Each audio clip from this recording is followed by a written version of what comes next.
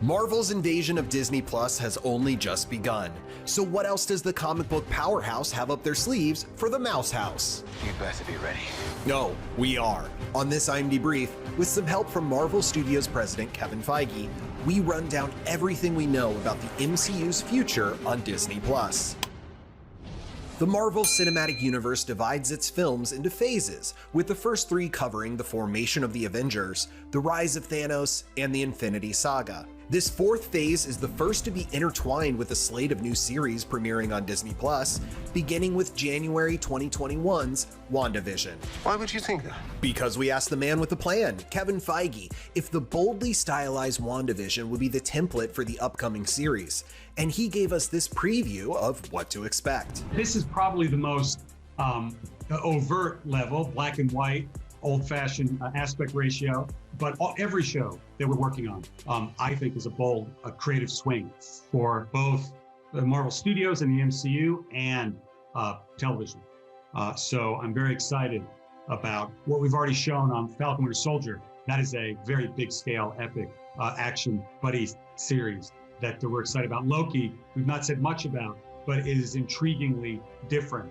And I think we've called it a crime thriller, which is not something you would necessarily think of when it came to Loki. And we enjoy that, we like that. And even when you get into Miss Marvel and She-Hulk, She-Hulk is a half-hour legal comedy, which is exciting for us. And Miss Marvel is very much unabashedly a origin of a new superhero, but from a community you haven't seen that kind of representation from. And obviously the comics did such an amazing job doing that with Miss Marvel that we wanted to bring that to the screen.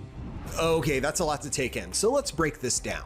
First off, hot on the heels of WandaVision comes March's buddy action comedy, The Falcon and the Winter Soldier, which finds Captain America's old pal Sam Wilson, aka Falcon, played by Anthony Mackie, and Bucky Barnes, aka the Winter Soldier, played by Sebastian Stan, teaming up to keep Cap's dreams of peace and freedom alive.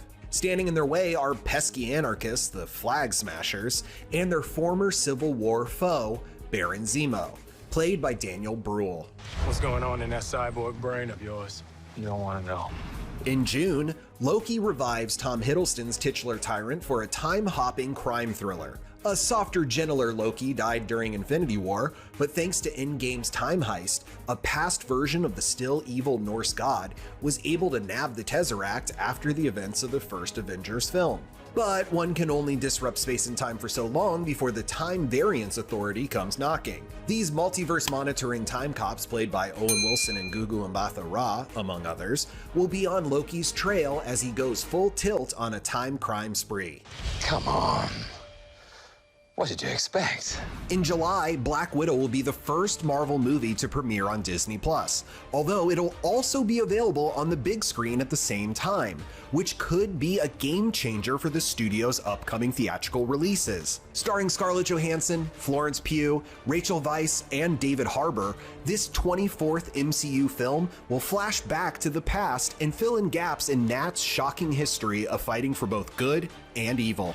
At some point, we all have to choose. Two more series are slated for 2021. First, Hawkeye finds Jeremy Renner's Avenger, reflecting on his dark time as an assassin called Ronin after Thanos snaps his family into dust, while he also trains a replacement, a young protege named Kate Bishop, who will be played by Haley Steinfeld. Please consider the consequences of your actions. Okay, they're considered. Okay, we gotta go. The final 2021 series, Miss Marvel, is based on the wildly popular comic book series that launched in 2014 about a fan fiction writing Muslim Pakistani American girl named Kamala Khan, who gains shape-shifting powers. Played by newcomer Iman Vellani, Khan idolizes Brie Larson's Carol Danvers, hence her inspired super alter ego, and has already been announced as an integral role in 2022's Captain Marvel 2. Yeah, if you're ever passing back through this galaxy, be sure to give a brother a shout.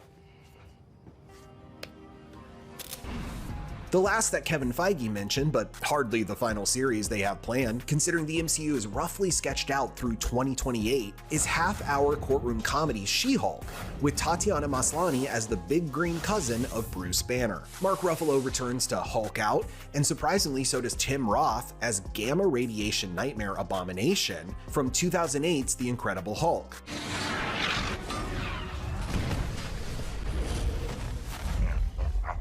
There's one more 2021 series, but this one is a little more animated than the others. Literally, each What If episode asks, what if this big moment from the MCU happened differently?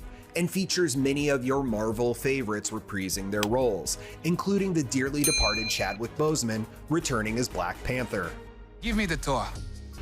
On the Disney Plus horizon for 2022 and beyond are the cosmically trippy Moon Knight starring Oscar Isaac and Ethan Hawke, the Guardians of the Galaxy holiday special arriving in time to decorate your Christmas Groot, a Hawkeye spinoff about his protege Echo, a series set in the nation of Wakanda, and Secret Invasion with Ben Mendelsohn's Skrull leader Talos from the first Captain Marvel re-teaming with Samuel L. Jackson's Nick Fury to stop, well, a secret invasion of shape-shifting Skrull.